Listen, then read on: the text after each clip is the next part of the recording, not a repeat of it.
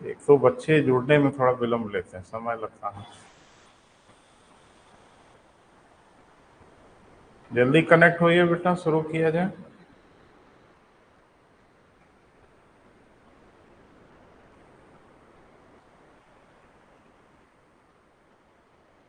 Question बेटा लिखा है आपने तो कुछ लग रहा है, प्रथम दृष्टया मैंने देखा है तो कुछ दिशा ठीक लग रही है।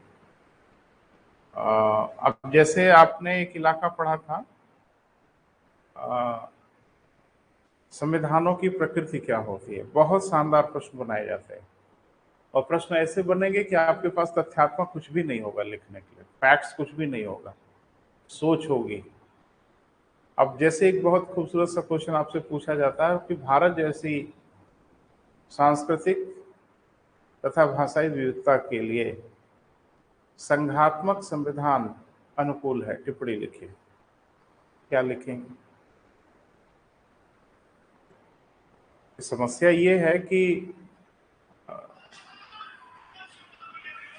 जिस तरह की चीजें हैं उसके हिसाब से ना बेटा डिजाइन करनी होगी। और कभी कभी वो क्वेश्चन ऐसे पूछते हैं कि हम लोग थोड़ी देर के लिए तो एकदम शॉक्ड हो जाते हैं कि शुरुआत कहाँ करें, अंत कहाँ करें। तो इस सब के लिए तैयार रहना है बेटा, मुश्किल नहीं होगा। अब बस आपका परीक्षण होगा, आपकी जांच पड़ताल होगी। बहरहाल आगे बढ़ा जाए बेटा, लिखते रहिए, हम क्वेश्चन देते रहेंगे। अभी एक क्वेश्चन देंगे, वो थोड़ा सा बच्चे मेच्योर नहीं होते तो शुरू में हम लोग नहीं देते। थोड़ी आपके पास समझ हो जाए, विषय के बारे में कुछ जानकारी हो जाए, और सबसे बड़ी बात है कि शब्दकोश हो जाए। जब आप भारतीय राज्य व्यवस्था संविधान पढ़ेंगे तो गुड मॉर्निंग सूर्य प्रताप जी, सभी मित्र जुड़े भाई, जल्दी विलंब हो रहा है। तो जैसे मान लीजिए अभी हम ज्योग्राफी पढ़ेंगे तो आप देखोगे बड़े चुपके से आपके पास ज्योग्राफी की वैकेबुलरी आ जाएगी। वो शब्द वहीं प्रयोग होते हैं, किसी दूसरे विषय में उनका प्रयोग नहीं होता। इतिहास पढ़ेंगे तो आपको दूसरे टाइप की टर्मिनोलॉजी दिखेंगे। तो पहले तो ये करना है, जो इनिशिएटर है, कि आप अपनी टर्मिनोलॉजी से परिचित होइए, विषय के शब्दावलियों से परिचित होइए। लिखते समय जैसे मान लीजिए आप संविधान के क्वेश्चन लिख रहे हैं तो अर्थव्यवस्था वाले शब्दकोश नहीं ना प्रयोग करेंगे, इतिहास वाले भी नहीं प्रयोग करेंगे। तो पहले शब्दकोश से परिचित हो जाना होगा, फिर धीरे धीरे लिखना होगा। लिखते लिखते फिर ग्रेविटी आएगी, फिर अब बढ़िया लिखने लगेंगे। मुझे लगता है दूसरी बार में ही कुछ ठीक हुआ है, काफी अच्छा हुआ है। तो हो जाएगा बेटा, बहुत घबराने की जरूरत नहीं है। लेकिन सबसे महत्वपूर्ण बात यह है कि लिखना होगा, और प्री वाली तैयारी तो हो ही जाएगी, उसमें कोई परेशानी है ही नहीं। बहरहाल, तो पिछले लेक्चर में यानी कल हम लोगों ने बात किया था 1861 परिषद अधिनियम। अगर हम देखें तो इसमें क्या खास दिखता है 1861 में। और दो ही चीज बेटा इसके लिए जाना जाता है, बाकी तो बहुत कुछ है पढ़ने के लिए। एक तो पोर्टफोलियो सिस्टम, मंत्रिमंडलीय व्यवस्था, और दूसरा अध्यादेश जारी करना। आज भी हमारे संविधान में अध्यादेश का प्रावधान है, तो जाहिर सी बात है वहीं से लिया होगा। हाँ ठीक है, तो क्या है अध्यादेश बेटा, आइडिया है कुछ आपको? आज तो हम लोग पढ़ेंगे, जब अपना संविधान की चर्चा शुरू करेंगे तो पढ़ेंगे अध्यादेश क्या होता है, लेकिन कुछ आइडिया हो तो बताएं।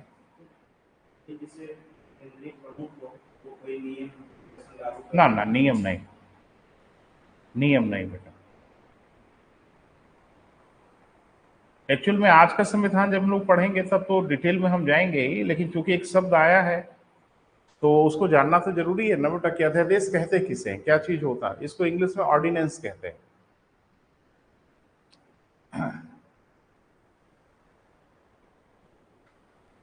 अध्यादेश कहा जाता है, इंग्लिश में इसको हम लोग ऑर्डिनेंस कहते हैं। ये क्या चीज होता है? ये नियम है, ये अधिनियम है, या नियम अधिनियम से अलग कोई चीज है, क्या है? तो एक चीज बताओ, ऐसे पढ़ने से क्या फायदा है कि कल ही हम लोगों ने पढ़ा अध्यादेश, बस शब्द याद रख लो। मैंने बार बार कहा यहाँ शब्द का कोई मतलब नहीं है जब तक उसका भाव आप तक ना पहुंच पाए। तो क्या अर्थ है बेटा शब्दों का? नहीं, क्या चीज है अध्यादेश? अधिनियम तो विधायिका बनाती है, और यहाँ अध्यादेश जारी कर रहे हैं वायसराय, और आज की डेट में अध्यादेश जारी करते हैं राष्ट्रपति। तो राष्ट्रपति तो मुझे लगता है विधायिका नहीं है, वो तो कार्यपालिका के मुखिया है। जरा समझने की कोशिश। नहीं, ठीक, देखो, सहज बुद्धि से अगर उत्तर देने की कोशिश करोगे कि मैंने थोड़ा नॉर्मल क्या होना चाहिए, तो गलत हो जाता है। समझ होनी चाहिए। आज के परिप्रेक्ष्य में हम आपको बताने की कोशिश कर रहे हैं, तो आपको समझ में आ जाएगा। विधि कौन बनाता है? विधायिका बनाती है। ये तो क्लियर है ना। पहले दिन मैंने बताया कार्यपालिका, न्यायपालिका और विधायिका, इसलिए वहीं से मैंने शुरुआत किया। विधि बनाने का उत्तरदायित्व तो सिर्फ और सिर्फ विधायिका के पास है। ये क्लियर हो आप? हाँ या ना? कोई विधि नहीं बना सकता सिवाय विधायिका के। न राष्ट्रपति, न प्रधानमंत्री, न XYZ कोई नहीं बना सकता। कोई नियम बना सकता है, विधि, कानून नहीं बना सकता कोई। कानून तो जब बनेगा तो विधायिका बनाएगी, चाहे केंद्रीय विधायिका बनाए, चाहे राज्य की विधायिका बनाए, चाहे जिसको विधायिका का दर्जा दिया गया है वो बनाए। तो ये साहब कहाँ से ड्रामा शुरू हो गया, तो थोड़ा इसको समझिए। आज के परिप्रेक्ष्य में हम लोग राष्ट्रपति पढ़ेंगे तो बहुत विस्तार से बात होगी। देखो, अगर आपने आज का संविधान पढ़ा हो, थोड़ा सा आइडिया हो, तो संसद का सत्र लगातार नहीं चलता। ये चलता है? नहीं चलता। साल भर में 3 सत्र होते हैं। एक आपने सुना होगा ग्रीष्मकालीन सत्र, एक शीतकालीन सत्र और एक बजट सत्र। तो कुल मिला के 3 सत्र होते हैं। संविधान में इस बात का उपबंध है कि संसद के 2 सत्र के बीच में 6 माह से अधिक का अंतराल नहीं होना चाहिए। क्लियर है? यानी एक बार संसद की बैठक समाप्त होगी तो अगली बैठक जो होगी वो 6 महीने के अंदर हो जानी चाहिए। वो अगले महीने हो जाए, 2 महीने बाद हो, 3 महीने बाद हो, लेकिन किसी भी हालत में 2 बैठक के बीच में 6 माह से अधिक अंतराल नहीं होना चाहिए। तो 4 महीने का तो हो ही सकता है, अमूमन 3-4 महीने का अंतराल हो ही जाता है। एक बात मुझे बताइए, बहुत बड़ा देश है आपका, बहुत बड़ी समस्याएं हैं देश में, ढेर सारी प्रॉब्लम है। अचानक देश में कोई समस्या उत्पन्न हो जाए, आकस्मिक, नहीं उत्पन्न हो सकता है? अरे भैया, हम लोग का एक छोटा सा घर होता है जिसमें 2-4-5 लोग रहते हैं, वहां अचानक कोई एक आकस्मिक स्थिति या इमरजेंसी की कंडीशन उत्पन्न हो सकती है। ये तो बहुत बड़ा देश है। कब भूकंप आ जाए, कब क्या हो जाए, कब कोई देश भारत पे हमला कर दे, इसका कोई गारंटी है क्या? तो समस्या ये है कि इतना बड़ा देश है बेटा, और इस देश पे कभी भी कोई भी आकस्मिक बड़ी घटना हो सकती है। ना हो बड़ा अच्छा है, लेकिन हो तो सकती है ना बेटा। तो देश को उसके लिए तैयार रहना होगा। आपकी गाड़ी में एक 5वां पहिया होता है। बच्चे घबराते हैं कि 5वां पहिया कहाँ होता है। काहे नहीं होता है? स्टेपनी जिसको हम लोग कहते हैं, होता है ना। अब वो जहां भी हो गाड़ी में, लेकिन एक 5वां पहिया रखा जाता है। क्यों? भगवान न करे उसकी जरूरत पड़े। अमूमन तो गाड़ी में लटकी ही रहती है, जरूरत ना पड़े बड़ा अच्छा है। लेकिन एक ऑप्शन हम लोग लेके चलते हैं कि अगर कहीं दुर्घटना बस गाड़ी में कोई पहिया खराब हुआ तो हम लोग निकल लेंगे, कोई परेशानी नहीं होगी। तो यूं कह लें कि स्टेपनी है ये, जरूरत ना पड़े बड़ा अच्छा है, लेकिन अगर जरूरत पड़ेगी तो उसके लिए एक हमारे पास प्लान तैयार है। तो क्या है बेटा? जब संसद का सत्र न चल रहा हो, ध्यान से सुनना, पहली शर्त है कि संसद का सत्र न चल रहा हो और अचानक देश के सामने कोई आकस्मिक स्थिति आ जाए जिसके लिए तुरंत एक कानून की जरूरत हो, एक विधि की आवश्यकता हो। लेकिन समस्या ये है कि विधि तो तब बनेगी जब संसद की बैठक होगी, और संसद की बैठक होने में तो विलंब होता है। और अगर विलंब नहीं भी होता है तो अचानक सारे माननीय लोगों को आप सूचित कर दो कि बहुत इमरजेंसी है, जल्दी से सब लोग दिल्ली आइए और संसद की एक आपातकालीन बैठक शुरू होनी है, तो आपको क्या लगता है कि हमारे माननीय इतनी जल्दी से दिल्ली पहुंच जाएंगे? अरे माननीय कौन कौन है, नजर दौड़ाइए ना। एक माननीय का भी क्या हाल चाल हुआ आपने देख ही लिया। ऐसे ऐसे लोग तो माननीय है भाई, नाम लेना ठीक नहीं है, लेकिन अभी तो भूतपूर्व माननीय हो गए, लेकिन माननीय थे ना कभी। ऐसे ऐसे लोग हैं आपके देश में कि जब संसद का सत्र खत्म हुआ तो फिर वो कहाँ गायब हो जाएंगे ढूंढना बड़ा मुश्किल है, क्योंकि बड़े वीवीआईपी लोग होते हैं ना बेटा, आराम गाहों में चले जाते हैं। और संसद के सत्र में कितना सक्रिय रहते हैं वो भी आपने देखा होगा, आधे पीछे सो रहे होते हैं, है ना। एक प्राइमरी का अध्यापक अगर सोता हुआ उसकी कोई वीडियो मिल जाए ना, इतना भीषण वायरल होता है मोबाइल पे, ये देखिए प्राइमरी के अध्यापक हैं और सो रहे हैं। मैंने देखा एक दो वीडियो, आपने भी देखा होगा। और ये क्या कर रहे हैं, देश की सबसे बड़ी पंचायत में बैठ के एयर कंडीशन में बड़ी प्यारी नींद आने लगती है पीछे वाले, और कुछ मोबाइल पे पिक्चर उक्चर भी देखते रहते हैं, ये भी आपने देखा होगा। तो ये माननीय लोग हैं, बड़ी मुश्किल से संसद के सत्र में जाते हैं, तब जबकि 11 बजे से सत्र शुरू होता है। वीआईपी है ना, तब 11 बजे पहले कैसे जगा देंगे आप, तो टाइम पे जाएंगे। बाकी 8 बजे चले जाएं, बाकी सुबह 6 बजे चले जाएं। प्राइमरी के अध्यापकों को तो 7 बजे भी बुला लें, 7:30 बजे भी बुला लें, और दिन भर बैठाए रखें, जो मन करे वो करें। और ये सबसे बड़े वीआईपी लोग हैं। हम किसी की आलोचना निंदा नहीं कर रहे बेटा, सत्य से साक्षात्कार करा रहे हैं। आपको लगता है कि संसद सत्र खत्म हो जाएगा तो इनको ढूंढ लेना बहुत आसान है? अरे तरह तरह के इनके विश्राम स्थल हैं साहब, पता नहीं कहाँ चले जाएं, इनको ढूंढा जाना मुश्किल है। तो लिटरली ये समस्या है कि संसद का अचानक सत्र बुला लेना मुश्किल है, और तुरंत अगर कानून की जरूरत हो तो देश क्या करेगा, इंतजार करेगा ऐसे माननीय लोगों का, और तब तक देश में परमाणु बम गिर जाए।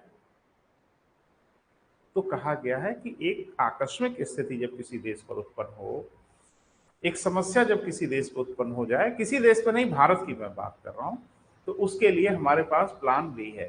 राष्ट्रपति उसी क्षण अध्यादेश जारी करेगा, और यह अध्यादेश संसद द्वारा बनाए गए कानून के समान शक्ति रखेगा। इसके पास उतनी ही ताकत होगी जैसे कि संसद ने कोई कानून बनाया हो। अब बच्चों के मन में एक प्रश्न आता है कि अगर राष्ट्रपति के पास इस तरह की शक्ति लिखी गई है किताब में, तो फिर संसद की क्या जरूरत है? राष्ट्रपति अध्यादेश जारी करके कानून बनाते चले? नहीं, ये परमानेंट व्यवस्था, मैंने नाम लिया ना स्टेपनी, वो परमानेंट नहीं होती, वो तब तक के लिए होती है जब तक वो वाला पहिया फिर से न लग जाए, है ना बेटा। ये कहा जाता है कि ये तब तक के लिए जारी रहेगा जब तक कि संसद की अगली बैठक ना शुरू हो जाए। उसमें लिखा गया है कि संसद के सत्र के प्रारंभ होने के 6 सप्ताह के अंदर इसे पारित हो जाना चाहिए, नहीं तो यह समाप्त हो जाएगा। तो अध्यादेश क्या है समझ में आया? एक टेम्पररी व्यवस्था हमारे यहाँ बनाई गई है कि अचानक किसी कानून की जरूरत पड़ जाए तो देश अब संसद की बैठक का इंतजार करेगा नहीं, तुरंत राष्ट्रपति अध्यादेश जारी कर देगा, और वो अध्यादेश को सारे न्यायालय, सब लोग सर झुका के मानेंगे तब तक, जब तक कि वो चल रहा है। जब वो खत्म हो जाएगा तो बात अलग है, और अगर वो जरूरत है तो संसद का सत्र शुरू होगा, संसद उसको अनुमति दे दे, फिर वो परमानेंट कानून हो जाएगा। कितनी गंभीर बात थी, और खाली एक लाइन लिख के निपटा लिए अध्यादेश। तो ये अधिकार जो शुरू हुआ 1861 में वायसराय, कानून कौन बनाएगा? परिषद बनाएगी अतिरिक्त सदस्यों के साथ। अब मान लीजिए परिषद की बैठक नहीं हो रही है, अचानक कानून की जरूरत पड़ गई, तो वायसराय तुरंत अध्यादेश जारी कर देगा। क्लियर है बेटा? और वो परिषद द्वारा पारित कानून के समान शक्ति रखेगा, लेकिन वो भी शर्त है कि 6 महीने तक। और आज भी देख रहे हैं अधिकतम 6 महीना, क्योंकि 6 महीने के अंदर बैठक तो होगी ही होगी, और बैठक शुरू होने के 6 सप्ताह, याद रखिएगा, पूछा बहुत गया है, जब संसद का सत्र शुरू होगा उसके 6 सप्ताह के अंदर ये अध्यादेश पारित हो जाना चाहिए, और नहीं तो फिनिश हो जाएगा, खत्म हो जाएगा। क्लियर है बेटा? चलिए आगे बढ़ते हैं। ये तो कल चर्चा हुई थी ना बेटा। अभी संविधान में आने दीजिए, घमासान वहां है, अभी तुम लोग पहुंच रहे हैं, और मुझे लगता है कि इस हफ्ते में नहीं तो अगले हफ्ते में तो सरतिया पहुंच जाएंगे संविधान तक। बच्चे बड़ा घबराते हैं कि जब संविधान काहे नहीं शुरू कर दे रहे, प्रस्तावना शुरू करिए ना तुरंत। तो देखो खाली प्रस्तावना से ही क्वेश्चन आएगा, जहां जहां से आएगा वहां वहां से घेरेंगे ना बेटा। हर चीज उतनी ही महत्वपूर्ण है जितना कि संविधान महत्वपूर्ण है। ये महत्वपूर्ण नहीं है, कल को पूछेगा कि अध्यादेश जारी करने की शक्ति किस अधिनियम में पहली बार स्थापित की गई, अरे हम मजाक नहीं कर रहे, तबीयत खराब हो जाएगी ठीक ठाक लोगों की। ये बहुत हल्का फुल्का क्वेश्चन नहीं है बेटा। नजर से गुजरा है तो बताएंगे, नहीं गुजरा है तो फिर अंड बंड कुछ करेंगे, तबाही हो जाएगी। और आजकल माइनस मार्किंग है, ये ध्यान रखना, लेने का देना पड़ जाता है ज्यादा अगर इधर उधर 3-5 किया तो। 12 अगला जो अधिनियम है बेटा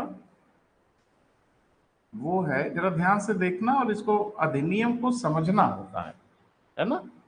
और ये है मुश्किल नहीं बेटा, लेकिन थोड़ा सा इसके डायग्राम को समझना होगा। पता है ये भी काउंसिल एक्ट है भाई, इसका भी नाम काउंसिल एक्ट ही है, और इसका नाम है 1892 परिषद अधिनियम।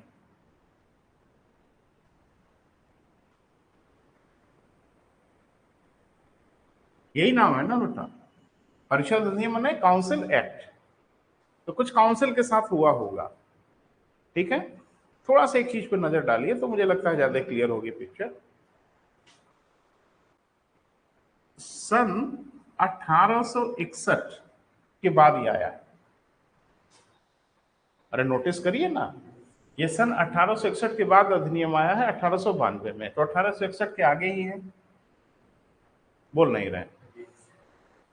बहुत पहले मैंने बताया था कि ईस्ट इंडिया कंपनी के शासन में जो अधिनियम आए थे वो ब्रिटेन की सामाजिक, आर्थिक और राजनीतिक दशाओं का प्रभाव था। लेकिन 1858 या उसके बाद जो अधिनियम आए थे उस पर कहीं ना कहीं भारतीयों का भी प्रभाव था, बल्कि वो कुछ ज्यादा ही था। तो थोड़ा भारत पे तो नजर डालना पड़ेगा ना। 1861 और 1892 के बीच में भारत में कुछ बड़ा हुआ।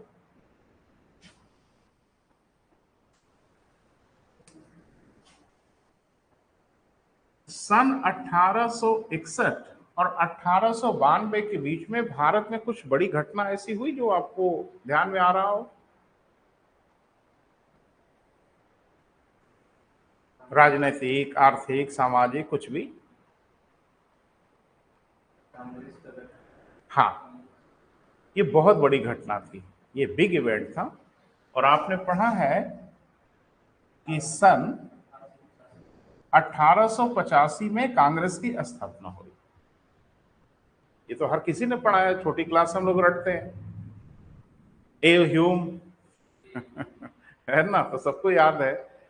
बहरहाल थोड़ा सा इस पे बात करना जरूरी है, तो हम 1861 आपको समझा पाएंगे। एक्चुअल में कांग्रेस की स्थापना भारतीयों ने नहीं की, ये बड़ी मजेदार बात है।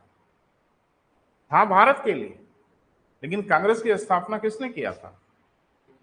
ए ह्यूम ने किया था, एक्स सिविल सर्वेंट था, आईसीएस था। और तत्कालीन वायसराय जो थे लॉर्ड डफरिन, ये दो लोगों की दिमाग की उपज है। इसीलिए आज भी एक पार्टी जब कांग्रेस पे टीका टिप्पणी करती है ना, और भाई कांग्रेस पे टीका टिप्पणी हो ही रही है तो विदेशियों की पार्टी है ये, भारतीयों की बनाई हुई पार्टी है तो है ही नहीं। कांग्रेस की स्थापना भारतीयों ने नहीं किया था। उस समय के जो वायसराय थे लॉर्ड डफरिन, अरे वायसराय माने आपको पता ही है सबसे बड़ा अधिकारी, और ए ह्यूम एक एक्स सिविल सर्वेंट था, इन लोगों की आपस की खिचड़ी थी।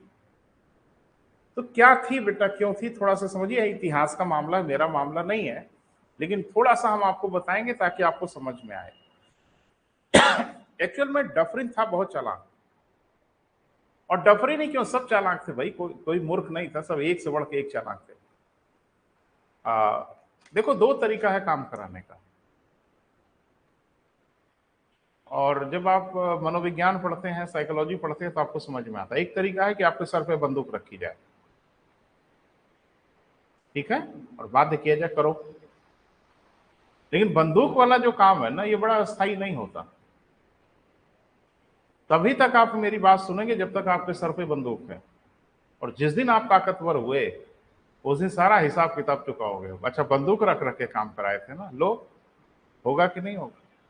एक तरीका यह है कि पावर से, और दूसरा तरीका है प्यार से। ये प्यार वाला तरीका ना और खतरनाक है, जिसको कहते हैं ना इमोशनली ब्लैकमेल करना, चढ़ा चढ़ा के जान लेना। अरे आप तो हनुमान जी के अवतार हैं, आप छत पर से कूद सकते हैं, कुछ नहीं होगा आपको। मुझे लग रहा है आप हनुमान जी के अवतार है, कूदा दो, मर जाए आदमी। ठीक है, तो आत्महत्या करवाने का एक तरीका यह भी है। और एक ढकेल दो, तो ढकेलने वाला तो अपराध की श्रेणी में आ जाएगा। और चढ़ा चढ़ा के कूदा दो तो खुद ही कूद के मर गया। तो ये डफरिन ने प्लान भी अपनाया। डफरिन ने कहा कि अब जोर जबरदस्ती करना बहुत ठीक नहीं है भारतीयों के साथ, क्योंकि जोर जबरदस्ती का परिणाम देख लिया 1857 में। तो अब कुछ ऐसा प्लान करो कि अगले 100-150 सालों तक इनको फिर मूर्ख बनाया जाए।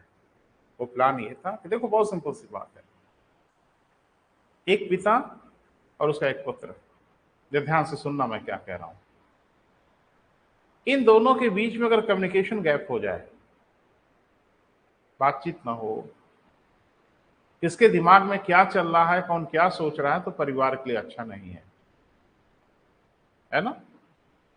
पिता पुत्र के बीच में कम्युनिकेशन होते रहना चाहिए।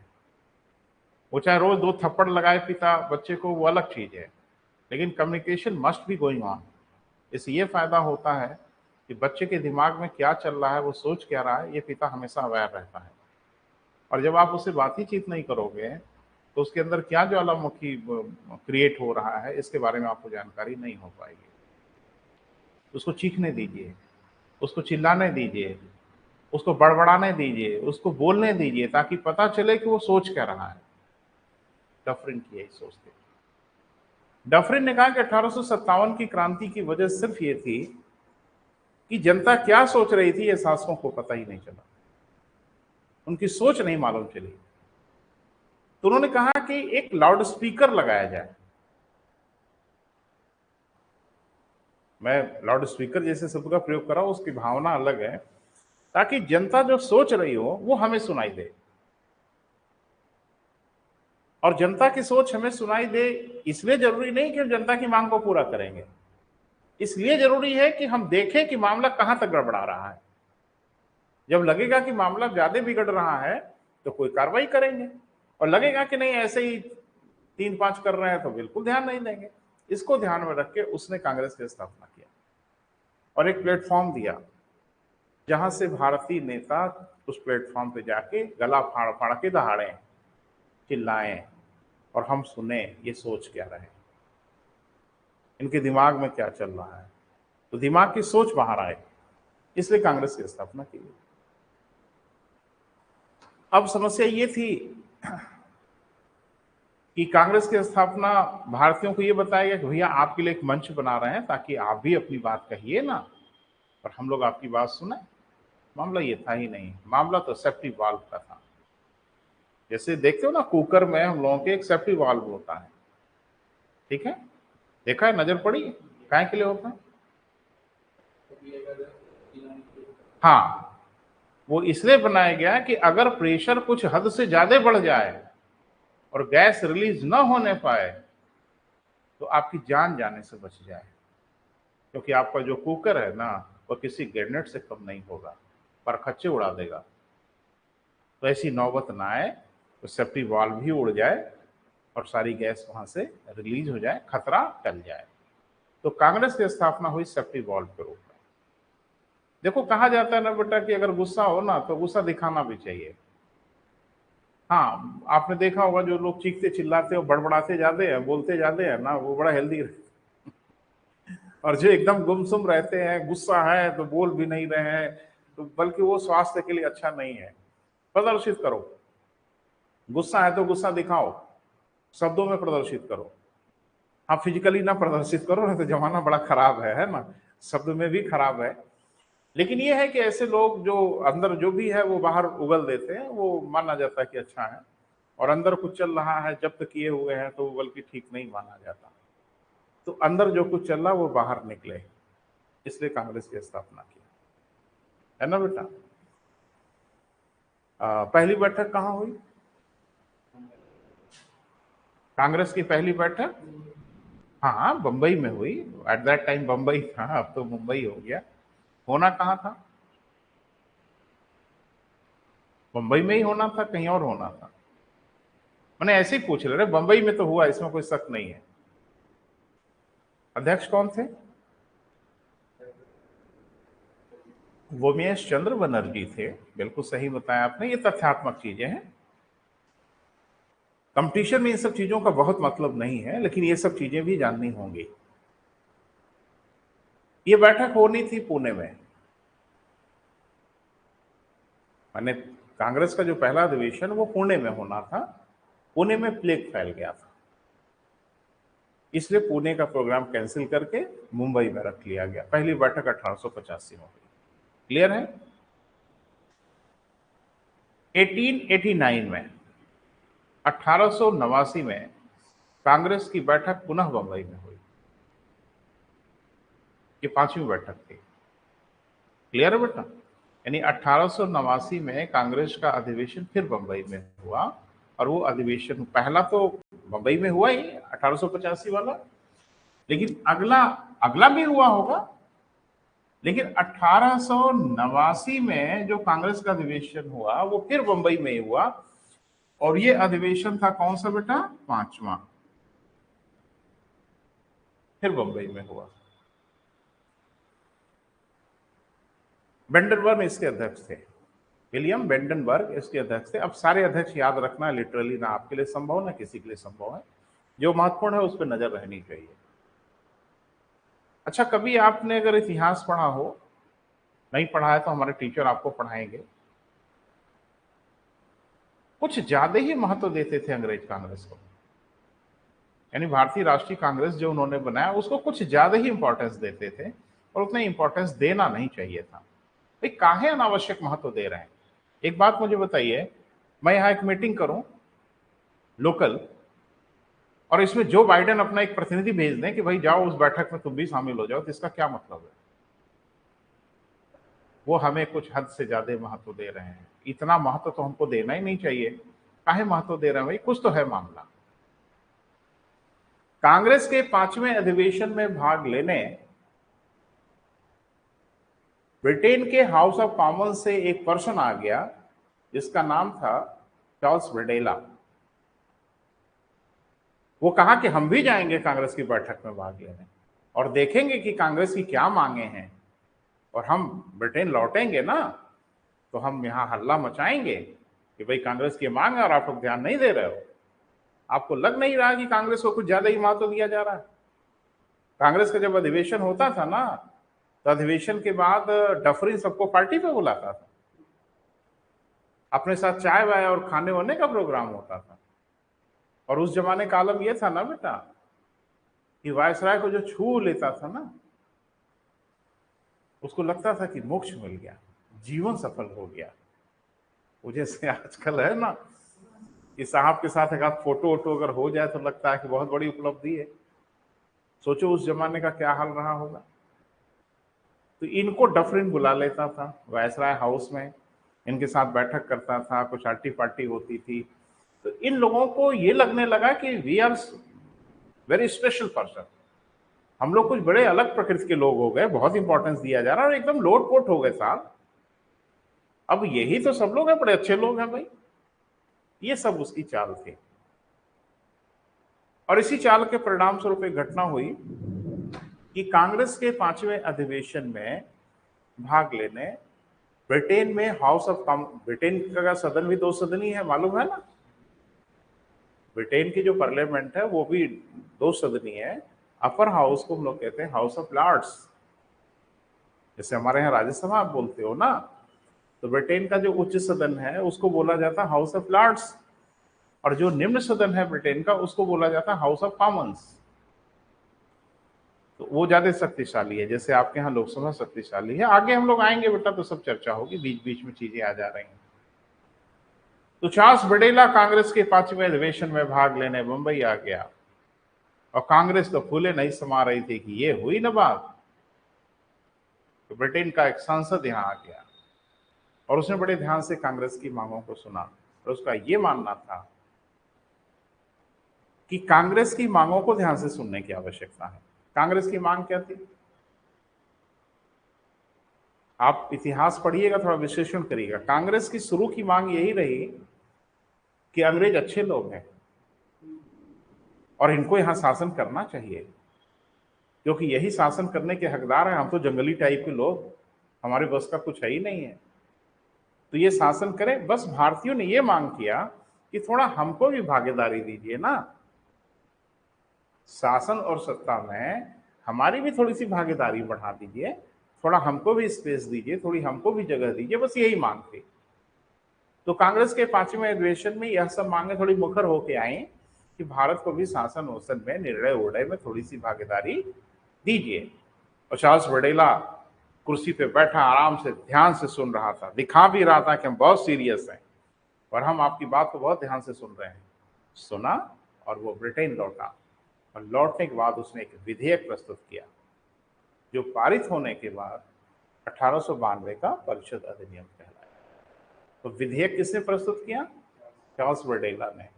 वही बर्डेला जो कांग्रेस के 5वें अधिवेशन में भाग लेने मुंबई आया था वीआईपी की तरफ से। थोड़ा 2 लाइन लिखो बेटा तो आगे बढ़ते हैं। 1861 तथा 1892 के मध्य, सन 1861 तथा 1892 के मध्य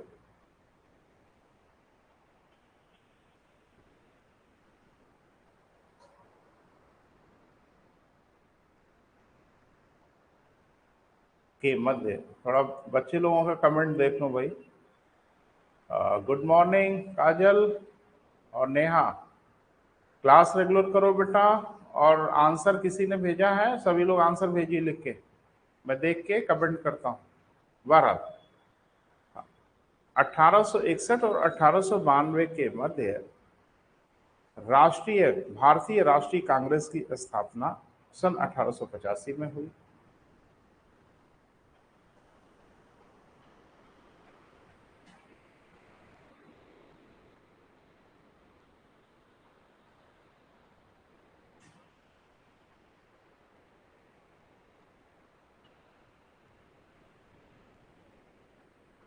तत्कालीन वायसराय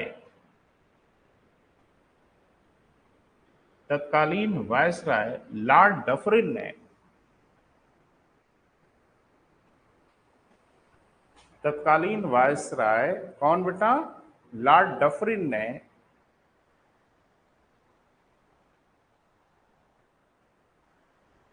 कांग्रेस को कुछ ज्यादा ही महत्व दिया।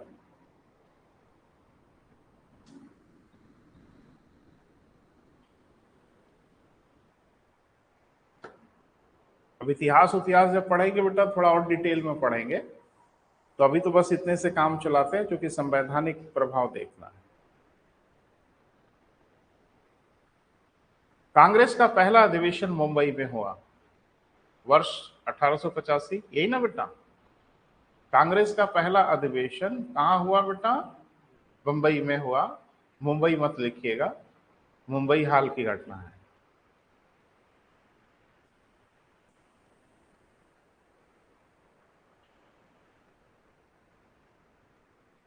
ठीक है बेटा।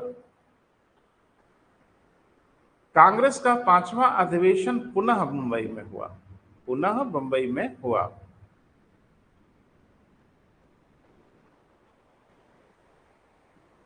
जिसमें भाग लेने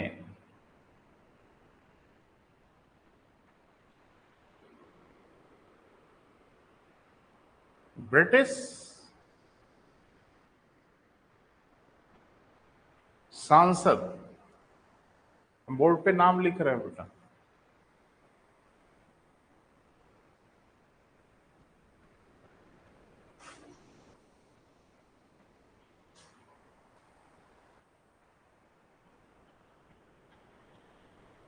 चार्ल्स ब्रेडेला।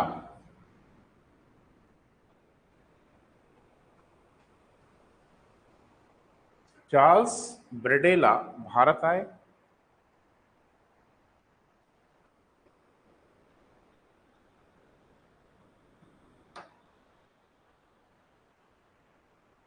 तत्कालीन कांग्रेस की ये मांगे थी कि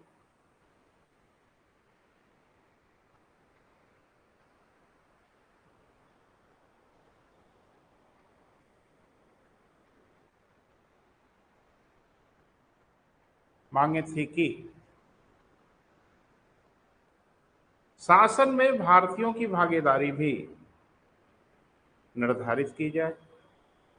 शासन में भारतीयों की भागीदारी भी क्या की जाए बेटा, निर्धारित की जाए।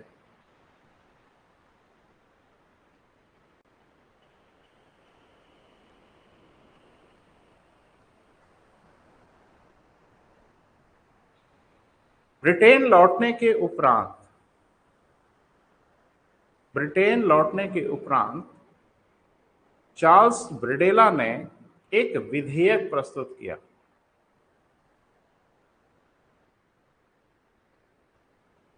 एक विधेयक प्रस्तुत किया जो जो पारित होने के उपरांत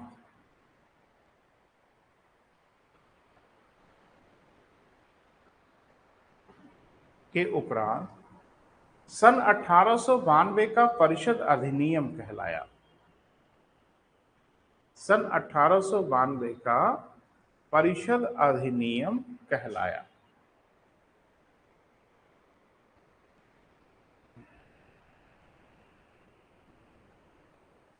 ये तो इसकी भूमिका हो गई बेटा कि परिषद अधिनियम कैसे आया। और इतिहास जब आप पढ़ेंगे, हिस्ट्री पढ़ेंगे ना, तो ये सब चीजें दोबारा आपको मिलेंगी, क्योंकि वो ऐतिहासिक संदर्भ में टीचर बात करेंगे। तो इतना तो जरूर है कि महत्व कुछ ज्यादा ही दिया जा रहा था, और सिर्फ ये दिखाने की कोशिश हो रही थी कि हम आपकी बात को बड़े ध्यान से सुनते हैं, हम आपको इम्पोर्टेंस दे रहे हैं। तो जो फितरत थी डफरिन की, वो अब दिख रही है, और भारतीय संतुष्ट होने लगे, भारतीय सेटिस्फाइड होने लगे कि भाई बड़े बढ़िया शासक लोग हैं। एक तो डिनर उनर पे भी बुलाते हैं, और दूसरा ये कि जो कुछ हम कहते हैं उसको देखो कितना ध्यान से सुनते हैं। भगवान टाइप के लोग हैं, और ये भगवान लोग, गॉड लोग, हम लोगों की बात को, जंगली टाइप के लोगों की बात को अगर ये सुन रहे हैं तो बड़ी अच्छी बात है। वो कुल मिला जुला के ना बेटा के इल्यूजन, भारतीयों को भ्रमित करने वाली बात थी। एक बात तो तय है बेटा कि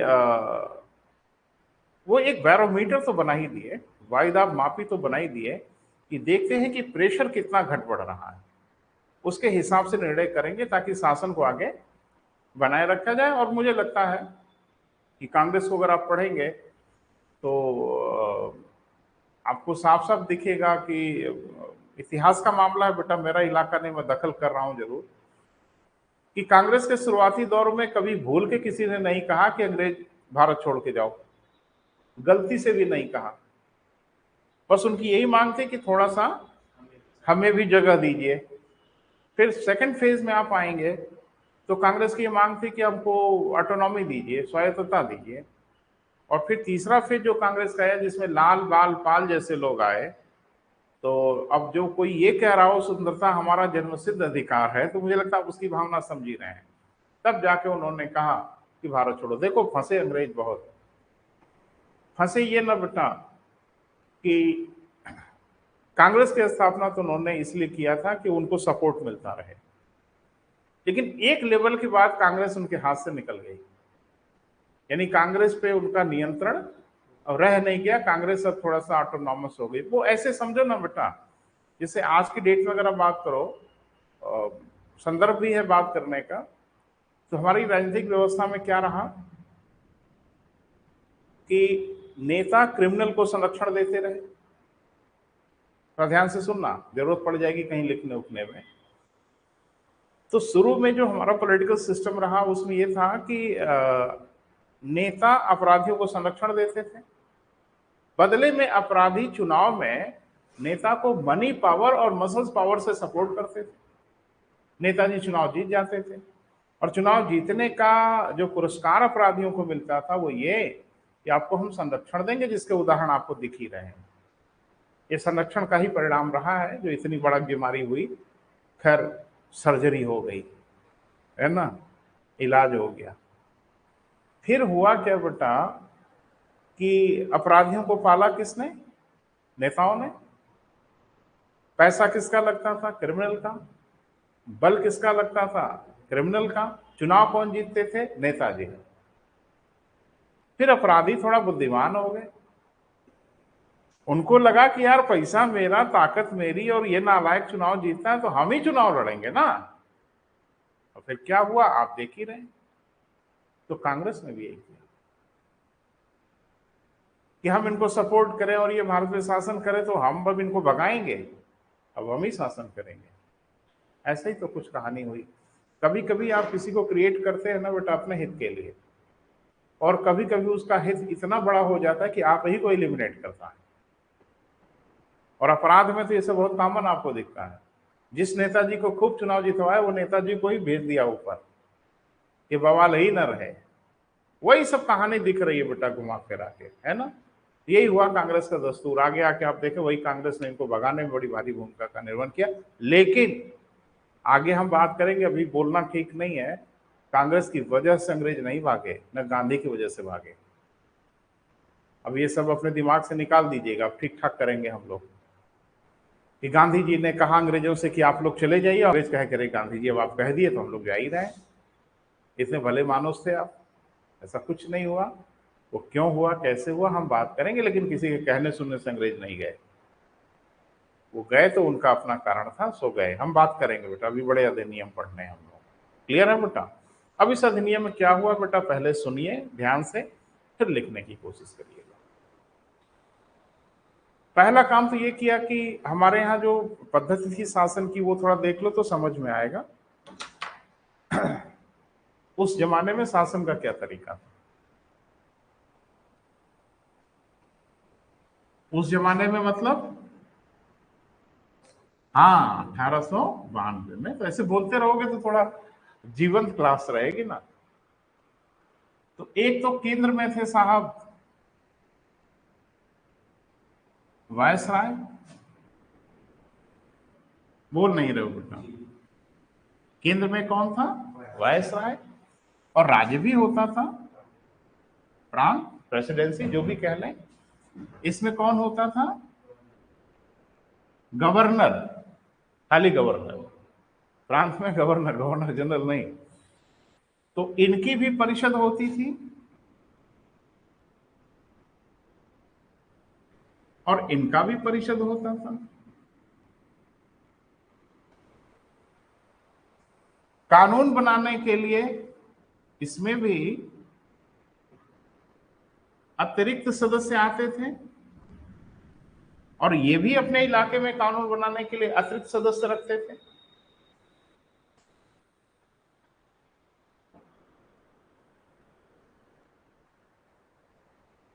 लेकिन ध्यान रखना, अतिरिक्त सदस्य की भूमिका शासन की नहीं थी। अतिरिक्त सदस्य शासन नहीं करते थे। अतिरिक्त सदस्य की भूमिका थी विधि बनाने में। यानी जब विधि बनाने के लिए लोग बैठते थे तो अतिरिक्त सदस्य भी उसी में आ जाते थे। कहानी समझ आ रही है। पूरा डिजाइन कुछ ऐसी थी। शासन ये लोग करते थे और जब कानून बनाना होता तो वो पुछल्ले भी आ जाते। अरे यही तो पढ़ा आपने कि 6 से 12 और फलाना डमाका सब। अभी तो चर्चा हो ही रही है, अतिरिक्त सदस्यों की बात हो रही है। अब 1892 में क्या हुआ बेटा वो थोड़ा समझना है। यहां कहा गया कि अतिरिक्त सदस्यों की संख्या 10 से 16 होगी। कितनी, 10 से 16 अतिरिक्त सदस्य होंगे। कितने थे पहले, 6 से 12। अब इनकी संख्या बढ़ा के की गई 10 से 16। प्रांतों में भी अतिरिक्त सदस्यों की संख्या की गई, क्योंकि हर प्रांतों की संख्या अलग अलग थी बेटा। कोई छोटा प्रांत था, कोई बड़ा प्रांत था। तो यहां कहा गया कि 8 से 20 तक होंगे। कौन, अतिरिक्त सदस्य। अतिरिक्त सदस्य, मैं बार बार बोल रहा हूं, अतिरिक्त सदस्य जो कानून बनाने के लिए आएंगे। अब हुआ ये बेटा कि चार्ल्स बर्डेला ने कहा कि ये जो 10 से 16 होंगे अतिरिक्त सदस्य, ये शासकीय लोग होते थे, शासन के लोग होते थे, कोई आम जनता थोड़ी होती थी। अरे पहला जो 6 लोग आए थे ये कौन थे, सर्वोच्च न्यायालय के न्यायाधीश, उप न्यायाधीश, प्रांतों के प्रतिनिधि क्या चुन के आते थे? नहीं नहीं, अंग्रेजों के पदाधिकारी होते थे। इन्होंने पहली बार कहा कि इसमें 5 सदस्य जो होंगे 1892 में वो गैर सरकारी होंगे। क्या वही वही वही जो भारतीयों की मांग थी कि थोड़ा हमको भी जगह दीजिए ना, उस जगह को बनाया गया। कहा गया कि 10 से 16 में कम से कम 5 गैर सरकारी या भारतीय होंगे। क्लियर है? तो मांग सुन लिया ना कि थोड़ा हमको भी कानून वानून बनाने में जगह दो। तो 5 भारतीय कहा गया, क्योंकि हर राज्यों में संख्या अलग अलग थी, इसलिए यहां कोई संख्या निर्धारित नहीं की गई, लेकिन हर राज्य में गैर सरकारी सदस्यों की संख्या अलग अलग रखी गई। क्लियर है बेटा? तो अब कानून बनाने के लिए अंग्रेजों के साथ साथ भारतीय भी शामिल होने लगे, केंद्र में भी और प्रांत में भी। ये क्लियर हुआ? कोई डाउट हो तो बात करो। अतिरिक्त सदस्यों की संख्या 10 से 16 निर्धारित की गई केंद्र के लिए, और कहा गया कि इसमें कम से कम 5 भारतीय होंगे। अब वो कौन भारतीय होंगे, कहां से आएंगे भारतीय? अगर वायसराय मनोनीत करेगा तो फिर वो कौन भारतीय होंगे, आप बेहतर समझ रहे हैं। तो कहा गया कि नहीं नहीं, ये 5 लोग जो होंगे वो निर्वाचित होंगे, चुने हुए लोग होंगे, यानी किसी की मर्जी से नहीं आएंगे। क्लियर है? और प्रांतों में भी जो अतिरिक्त सदस्य थे, इनको भी कहा गया कि ये भी निर्वाचित होंगे। समझ पा रहे हैं? तो यहां हर प्रांतों में कुछ अलग अलग संख्या, कहीं 3 रखा गया, कहीं 5 रखा गया, कहीं 8 रखा गया अतिरिक्त सदस्यों की संख्या। लेकिन कहा गया कि जितने भी अतिरिक्त सदस्य प्रांतों में होंगे वो सब चुने जाएंगे। केंद्र में तो 5 निर्धारित की गई, कहा ये चुने जाएंगे। अब समस्या ये है कि कौन चुनेगा? चुनेगा कौन? क्या आम जनता चुनेगी? क्या आज वाली स्थिति आ गई थी? बिल्कुल नहीं। तो थोड़ा इसको देखिए बेटा, कॉम्प्लिकेटेड मामला है। कहा गया कि पहले निर्वाचन की शुरुआत होगी प्रांतों से। प्रांतों के जो गैर सरकारी सदस्य होंगे उनकी संख्या हर प्रांत में अलग अलग थी, कहीं 3, 4, 5, 8 ऐसे ऐसे करके संख्या थी। कहा गया कि उन्हें निर्वाचित किया जाएगा पहले, यानी निर्वाचन की प्रक्रिया कहां से शुरू होगी? प्रांत से। तो उनको कौन चुनेगा? वो थोड़ा ध्यान से सुनना। उनको नगर पालिकाएं चुनेंगी। नगर पालिका अंग्रेजों के जमाने में बनती थी, नगर पालिका के लोग चुनेंगे। उनको चुनेंगे विश्वविद्यालय मंडल चुनेंगे, उनको चुनेंगे वाणिज्य मंडल चुनेंगे, और उनको व्यापार मंडल के लोग चुनेंगे।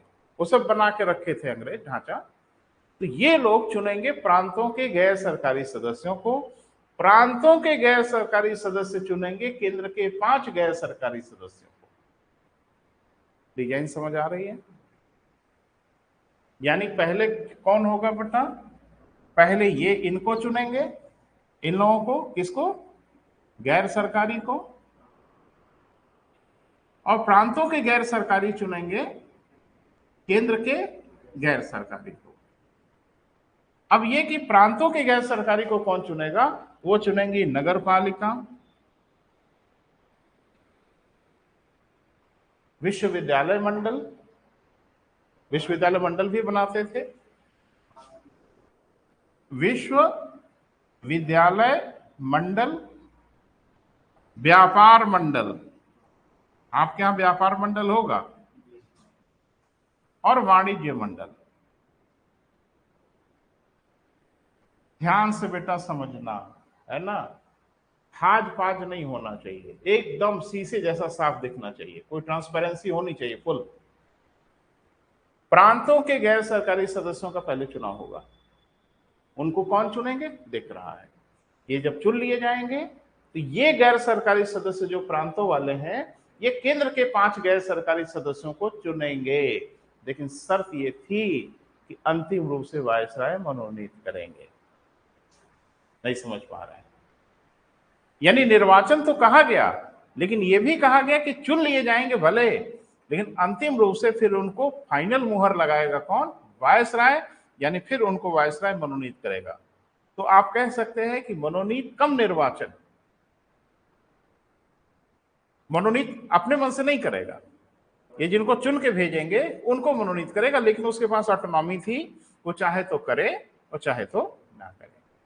यानी आप ये कह सकते हैं कि पूर्ण रूप से निर्वाचन की व्यवस्था तो नहीं थी, लेकिन भारत ने पहली बार इतिहास में निर्वाचन शब्द सुना कि निर्वाचन भी कुछ होता है। इसलिए 1892 का परिषद अधिनियम महत्वपूर्ण है। भारत में निर्वाचन का प्रारंभ कब हुआ? तो जवाब तो दिया जा सकता है ना, 1892। वो चाहे पूर्ण रूप से था, चाहे आंशिक रूप से था, चाहे वो अंत में मनोनीत था नहीं था, लेकिन निर्वाचन की शुरुआत तो 1892 में हुई ना बेटा, इसलिए बड़ा महत्वपूर्ण है। अब निर्वाचित सदस्यों का अधिकार जरा देख लीजिए, यानी गैर सरकारी जो सदस्य थे इनका अधिकार क्या था। इनका अधिकार यह था, जब बैठक होगी कानून बनाने के लिए तो इनका अधिकार यह था कि बजट के विषय में अपने विचार प्रस्तुत कर सकते थे। यानी बजट जब आएगा तो कुछ बोल और लीजिएगा, कटौती मटौती नहीं कुछ कर सकते, खाली बोलिएगा, ठीक है। दूसरा अधिकार इनको यह दिया गया कि किसी सार्वजनिक समस्या के विषय में 6 दिन की पूर्व सूचना में प्रश्न पूछ सकते हैं। आज है ना ये सब।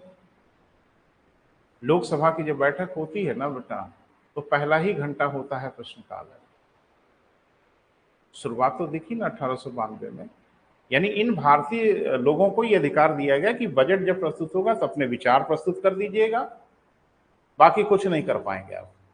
दूसरा, किसी सार्वजनिक हित के विषय में जो भारत से संबंधित हो उस पर तुरंत नहीं, 6 दिन की पूर्व सूचना पे प्रश्न पूछ सकते हैं। मतलब समझ पा रहे हैं?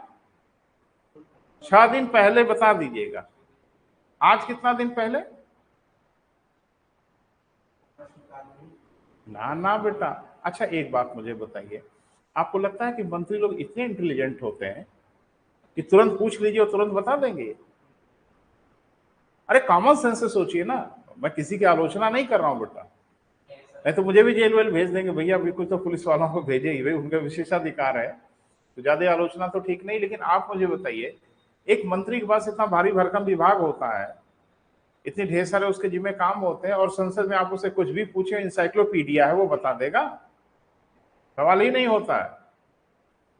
जिस प्रश्न को पूछा जाता है और जिसका उत्तर मंत्री उस दिन दे रहा होता है, वो प्रश्न कम से कम 10 दिन पहले आ चुका उसके सामने। तो आज की डेट में व्यवस्था है कम से कम 10 दिन और अधिक से अधिक 21 दिन की पूर्व सूचना पर प्रश्न पूछा जाता है। कार्रवाई भले उस दिन हो रही होती है, लेकिन प्रश्न की भूमिका 10 दिन पहले हो चुकी होती है। मंत्री जी तो कागज पढ़ते हैं, है ना, वो सचिवालय पूरा उत्तर लिख के रेडी कर देता, मंत्री जी को बस ये है कि जाके पढ़ो चुपचाप। मेरी बात समझ पा रहे हैं? और आप खुद ही बताइए बेटा, हम आप नहीं बता पाएंगे, वो मंत्री लोग क्या बताएंगे? लेकिन हर चीज का जवाब देखते हो कितना सटीक देते हैं, और पूरी फाइल वाइल लेके आते हैं, उसी में टैग लगा लगा के देखते हो ना, पेज लगे होते हैं, तो खोजते हैं कहाँ है। और कुछ हमारे इतने शानदार मंत्री, प्रश्न कुछ अलग होता, उत्तर कुछ अलग ही पढ़ने लगते हैं, उसमें हंसी हंसी होने लगती है। तो फिर उनको लगता है, अरे अभी आपने देखा ना कि एक प्रदेश के मुख्यमंत्री पिछले साल का बजट पढ़ने लगे, भूल गए आप? अरे इस देश का इससे बड़ा दुर्भाग्य क्या होगा कि बजट इस साल का प्रस्तुत करना था, पिछले साल वाला बजट लेके चले आए, वही पढ़ रहे थे। वो तो 10-15 मिनट के बाद उनको ख्याल आया कि यार ये तो पिछले साल वाला लग रहा है। तो इतने गंभीर होते हैं ये लोग। घर पे एक बार पढ़ के देख लेना चाहिए था ना कि कौन वाले साल का है। फाइल जो मिली वो पढ़ दिया। तो महान देश है, महान देश में यही सब होता रहता है। तो मंत्री लोग इतने विशेषज्ञ नहीं होते बेटा। एक विद्वान है ह्यूगेट स्केल, तो उन्होंने कहा कि जब प्रश्न मंत्री से पूछा जाता है सदन में, तो हृदय सचिव का धड़कता है। जो सेक्रेटरी होता है उस विभाग का, सचिव, हृदय उसका धड़कता है कि नालायक तो कुछ बोल नहीं पाएगा, झेलना हमको पड़ेगा। क्लियर है बेटा? तो ये अच्छा एक बात बताऊं, अभी रक्षा मंत्री हो गए, अभी गृह मंत्री हो गए, अभी धमाका मंत्री हो गए, ये हैं कितने विशेषज्ञ लोग? हाँ, इतने विशेषज्ञ हैं, कोई मंत्री बना दो एकदम फर्स्ट क्लास चलाने लगते हैं, हर चीज के विशेषज्ञ हैं, कुछ के विशेषज्ञ नहीं है। ये खाली बड़बड़ करने के विशेषज्ञ हैं, बोलने के विशेषज्ञ हैं, बाकी इनके पास कोई विशेषज्ञता नहीं होती। विशेषज्ञता तो सचिवालय के पास होती है, वो इनके पीछे मजबूती से खड़ा होता है ना। वो समझ लो अंधा आदमी जिसकी उंगली पकड़ के कोई चलाता है, और उंगली पकड़ के चलाता है सचिवालय, जब चाहे तब कुएं में ढकेल दे। लेकिन वो ऐसा करता नहीं, बड़ी वफादारी होती है, तो बहुत ईमानदारी से, पूरी फौज होती है आईएएस की, पूरा का पूरा उसमें स्टाफ होता है, सैकड़ों लोगों का स्टाफ होता है जो निरंतर मंत्री को असिस्ट करते हैं। अभी मान लो मंत्री से ये पूछा गया कि अभी देश भर में कितनी आतंकवादी घटनाएं हुई और कितने लोग मारे गए, मोटा भाई बताओ। अब मोटा भाई सबका नाम याद करके बैठा है, तो मोटा भाई कोई परेशानी नहीं, उनका सचिवालय एकदम एक्टिव होगा, पूरे भारत से डेटा जुटा लिया जाएगा, कागज पे लिख लिया जाएगा, मोटा भाई पढ़ पढ़ के सुना देगा। ऐसे चलती है सदन कार्रवाई। तो यही काम वहां भी हुआ बेटा, पहली बार कि 6 दिन की पूर्व सूचना पे प्रश्न पूछ सकते थे, लेकिन इसमें एक बड़ी मजेदार बात हुई कि पूरक प्रश्न पूछने की अनुमति नहीं थी, सप्लीमेंट्री क्वेश्चन नहीं पूछ सकते थे। एक बात मुझे बताइए, जब आप अभी सदन में पूरक प्रश्न पूछे जाते हैं और पूरक प्रश्न में ही विपक्षी सरकार को घेरते हैं, क्योंकि प्रश्न का उत्तर तो सचिवालय से लिखवा लिया है, लेकिन पूरक प्रश्न आप तैयार थोड़ी हो कि हम क्या पूछेंगे। वो ऐसे समझो जैसे आपसे हम ये कहें कि भाई आप तैयार रहिएगा, 6 दिन बाद आपसे हम जो बाइडेन के बारे में कुछ पूछेंगे। तो जाहिर सी बात है 6 दिन ठीक ठाक समय है, पूरा टीम लग गई और तैयार कर लिया। आप आए और पूछा कि बताइए जो बाइडेन कौन है। आपने बताया कि अमेरिका के राष्ट्रपति हैं, क्योंकि ये तैयार थे आप। लेकिन अब हम पूछेंगे पूरक प्रश्न, जो बाइडेन के नानी का नाम बताइए। तो मुझे लगता है कि ऐसे प्रश्नों के लिए आप तैयार रहते ही नहीं। जो बाइडेन जब पैदा हुए थे उस समय मौसम कैसा था, अब मुझे नहीं लगता इसके लिए आप तैयार हैं। तो जाहिर सी बात है कि पूरक प्रश्नों में मंत्री को घेर लिया जाता है, और विपक्षी जितने ही कौशलपूर्ण होते हैं, बुद्धिमान होते हैं, सरकार को उतनी बुरी तरह से घेरते हैं, और मंत्री फिर अनुत्तरित हो जाता है, वो नहीं बता पाता। इसीलिए अंग्रेजों ने कहा कि प्रश्न पूछना, कोई पूरक प्रश्न नहीं, हम बोलेंगे चुपचाप सुनना। अब जैसे आपको मैं कहूं कि आप प्रश्न पूछ सकते हैं, पूरक प्रश्न नहीं पूछ सकते, और आपने मुझसे प्रश्न पूछा कि सर बताइए भारत के राष्ट्रपति कौन है, तो हम कहते बराक ओबामा है भारत के राष्ट्रपति। आंखों तो फटी रह जाएगी आपकी, क्या बोल रहे हैं सर। कोई पूरक प्रश्न नहीं, जो मैंने बोला चुपचाप सुनो। ऐसे प्रश्न पूछने, उत्तर देने का मतलब नहीं पूछने का मौका दिए होते तो ज्यादा अच्छा है। जब हम पूरक प्रश्न पूछेंगे तब न, जैसे क्लास में हम लोग आपसे बात करते हैं तो आपको पूरी छूट होती है कि आपको अगर कहीं डाउट लगे तो आप हमसे पूछिए, तब तो पढ़ना पढ़ाना होगा। और ऐसी पढ़ाई तो भाड़ में जाए कि टीचर सिर्फ बोले और आप चुपचाप सुनो, गलत लगे तो भी सुनो, सही लगे तो भी सुनो, क्या मतलब है। यही किया, लेकिन ये बहुत बड़ी उपलब्धि थी कि भारतीयों को कहा पूछ सकते हो। भारतीय इसी में खुश थे कि हम अंग्रेजों से कुछ पूछ सकते हैं, हमारी कहां औकात थी पूछने की, इसी में प्रसन्नता थी। लेकिन उन्होंने कहा सिर्फ पूछना, हम जो बोलेंगे बोल देंगे, पूरक प्रश्न नहीं पूछ सकते। यही बेटा 1892 की उपलब्धि। तो मुझे लगता है लिख लिया जाए। प्रावधान क्या क्या है बेटा, जरा क्रम से लिख लें। पहला, केंद्रीय परिषद में अतिरिक्त सदस्यों की संख्या 10 से 16 निर्धारित की गई। केंद्रीय परिषद में अतिरिक्त सदस्यों की संख्या कितनी बेटा, 10 से 16 निर्धारित की गई, 10 to 16। इसके पहले वाले अधिनियम में बेटा 6 से 12। अब ये देखोगे ना, बढ़ रहा है धीरे धीरे। अरे मेरी ओर देखो, ये अभी बढ़ते बढ़ते बढ़ते बढ़ते 2 सदनीय हो जाएगा, संख्या बढ़ते बढ़ते 375 हो जाएगी। आज की पूरी संसद की डिजाइन बना के रख दिया। तो अभी शुरुआत हुई ना बढ़ने की। तो विधायिका का जो स्वरूप उभरा 1892 में, अरे सॉरी 1853 में अंतिम चार्टर अधिनियम है, जो छोटा ही स्वरूप था 6। अभी ये बढ़ेगा, इस पर नजर रखना। फिर 10 से 16 हुआ, अभी सॉरी 6 से 12 हुआ, अभी 10 से 16 हुआ। अब देखोगे इनकी संख्या बेतहाशा बढ़ेगी, बढ़ते बढ़ते 1935 तक आते आते 2 सदन बन जाएंगे। क्लियर है बेटा। यानी अंग्रेजों ने जो शुरुआत किया विधायिका के गठन का, उसका बीजारोपण भले 1853 में हुआ, लेकिन इसकी परिणति 1935 तक जाके हुई। दो सदन हमारे यहाँ बन गए बेटा, उच्च सदन निम्न सदन, और बड़ा भारी भरकम बन गया। लगभग आज के भारत की डिजाइन 1935 तक बना दिया था उन लोगों ने। तो शुरुआत हो रही है, थोड़ा नजर रखना कैसे कैसे ये विकास हो रहा है। लेकिन जिसमें 5 गैर सरकारी सदस्यों का प्रावधान किया गया, जिसमें कितना बेटा, 5 गैर सरकारी सदस्यों का प्रावधान किया गया। गैर सरकारी माने कौन? भारतीय बेटा, और कौन? नहीं, यहां गैर सरकारी से अभिप्राय भारतीयों से ही है, ब्रैकेट में लिख लो।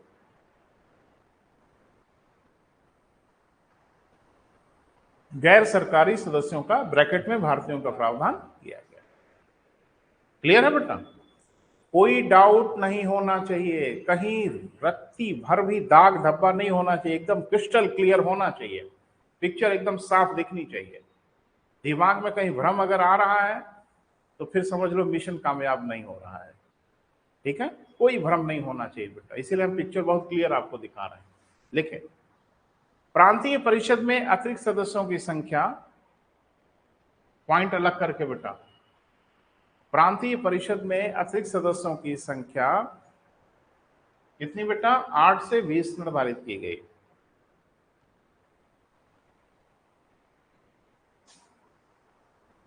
ठीक है,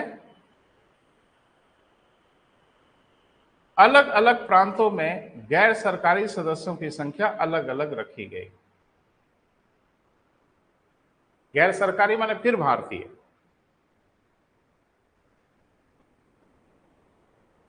गैर सरकारी सदस्यों की संख्या अलग, क्योंकि सबकी संख्या अलग अलग थी बेटा, तो एक नहीं दिया जा सकता था ना। केंद्रीय में तो 5 दे दिया, लेकिन प्रांतों की परिषदों में ये संख्या एक नहीं दी जा सकती थी ना, क्योंकि वहां अतिरिक्त सदस्यों की संख्या सब में अलग अलग थी। इसलिए गैर सरकारी सदस्यों की संख्या भी क्या की गई बेटा? अलग अलग की गई। क्लियर हुआ? कोई डाउट? ठीक है,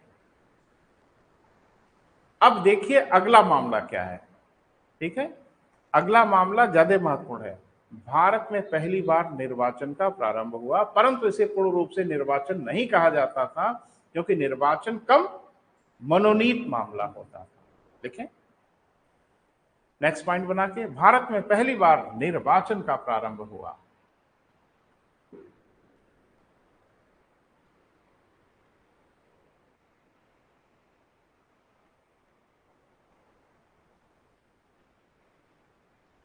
निर्वाचन का क्या हुआ बेटा? प्रारंभ हुआ, शुरुआत हुई। कैसे हुई वो थोड़ा सा समझना है बेटा। ठीक है, लिखे, निर्वाचन का प्रारंभ हुआ, परंतु अंतिम रूप से इन्हें वायसराय ही मनोनीत करता था।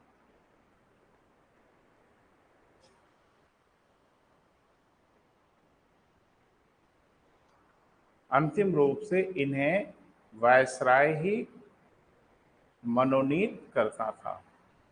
क्लियर हुआ बेटा?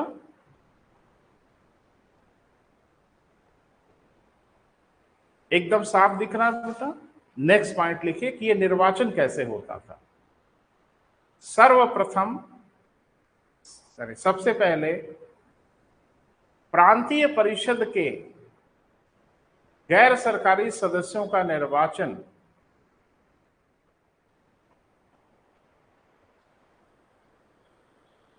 किया जाता था।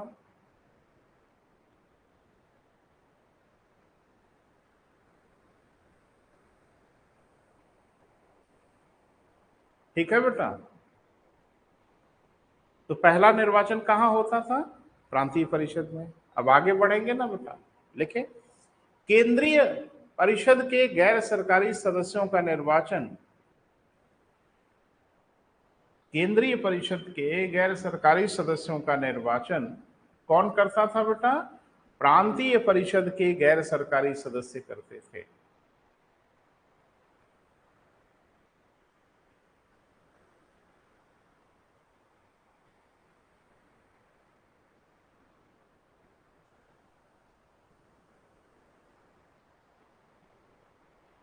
ठीक है बेटा। तो 5 थे ना बेटा, केंद्रीय परिषद में अतिरिक्त सदस्य कितने थे? 5। अब ये 5 का निर्वाचन कौन होता था? चारों प्रांतों के एक एक दिया गया। अरे प्रांत 4 हो गए थे ना बेटा, चारों प्रांतों को एक एक स्थान दिया गया। और एक कलकत्ता वाणिज्य मंडल था, बहुत बड़ा एक बॉडी उन्होंने बनाया था व्यापार वगैरह के लिए, तो एक स्थान उसको दिया गया। 5 में से 4 स्थान किनको दिया गया बेटा? चारों प्रांतों को, यानी वहां के अतिरिक्त सदस्य एक एक को चुन लेते थे।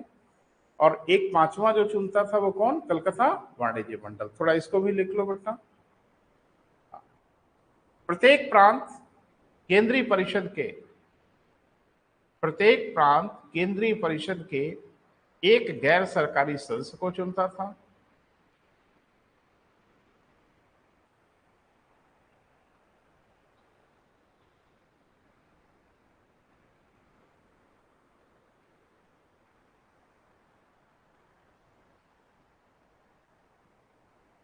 अर्थात 4 प्रांतों के गैर सरकारी सदस्य,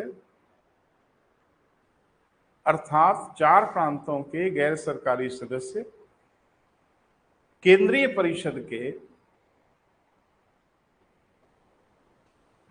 केंद्रीय परिषद के 4 गैर सरकारी सदस्यों को चुनते थे।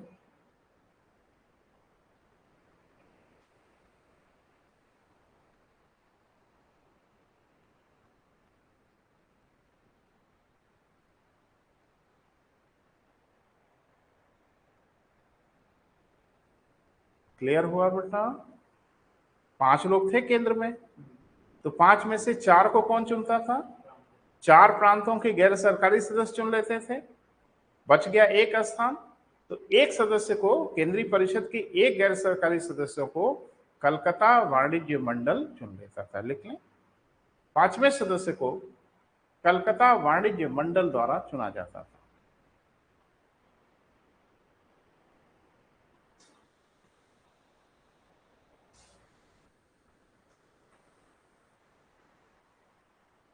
ठीक है बेटा। अब अधिकार जरा इनका लिखना पड़ेगा।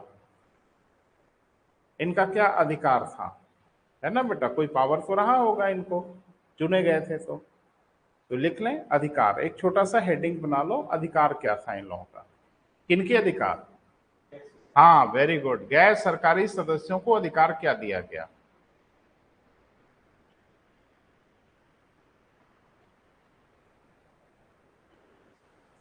तो 2 अधिकार थे बेटा, दोनों को लिखना पड़ेगा। पहला, बजट पर अपने विचार प्रस्तुत कर सकते थे, उन्हें अपनी इच्छा बता सकते थे कि ठीक है, नहीं है, क्या है, ये सब कर सकते थे। बजट पे अपने विचार प्रस्तुत कर सकते थे।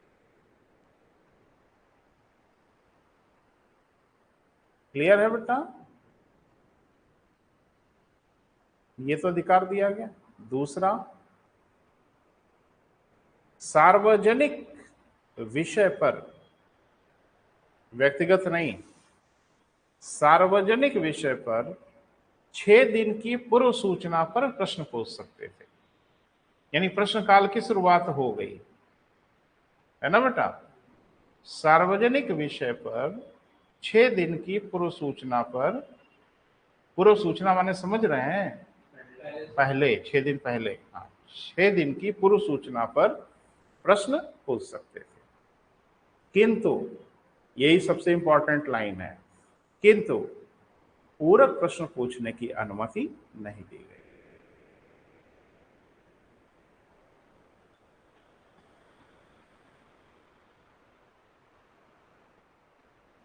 सप्लीमेंट्री क्वेश्चन कहते हैं, पूरक प्रश्न पूछने की अनुमति नहीं दी गई। पूरक प्रश्न माने समझ रहे हो? मैंने व्याख्या किया कि जैसे मूल प्रश्न हो, अरे आम बोलचाल में कहते हो क्रॉस क्वेश्चन, क्रॉस क्वेश्चन नहीं कर सकते। जो हम बोल रहे हैं चुपचाप सुनना है, उसमें अगर कोई जिज्ञासा आपकी पैदा हो रही हो तो दबा के रखो, है ना? उसे आप प्रदर्शित नहीं कर सकते। तो मैं बार बार कह रहा हूं बेटा कि ऐसे प्रश्न पूछने की अनुमति देने से बेहतर है कि आप न दें अनुमति। लेकिन भारतीयों को बड़ा अच्छा ये महसूस हुआ कि अंग्रेजों के सामने कुछ पूछने उछने की हमारी औकात हो गई, नहीं तो यहाँ सांस लेने की औकात नहीं थी, पूछने की बात ही छोड़ दें। देखो अंग्रेजों ने एक काम तो किया, किसी कार्य को धीरे धीरे किए, इकट्ठे उन्होंने नहीं किया।